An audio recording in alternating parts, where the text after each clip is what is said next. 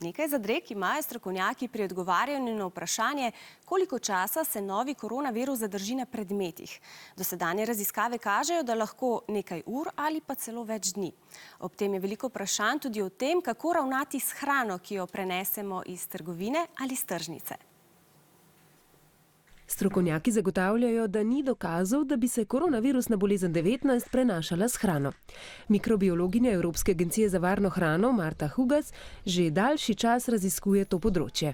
Pojasnila je, da dobro poznamo druge koronaviruse in zanje vemo, da jih v telo ne vnesemo z zaužitjem hrane, zato enako predvidevajo tudi za novi koronavirus.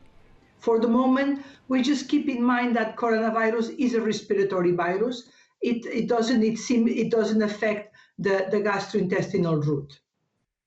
Virusa ni v hrani, lahko pa se zadržuje na embalaži. Zato je pomembno, da si pred uporabo izdelka iz embalaže in potem skrbno umijemo roke. Zelenjavo in sadje pa temeljito speremo s toplo vodo ali ga olupimo, če gre. Ko na deski režemo surovo hrano, naprimer korenje, jo dobro očistimo, preden na isti deski režemo naprimer še pečenega piščanca.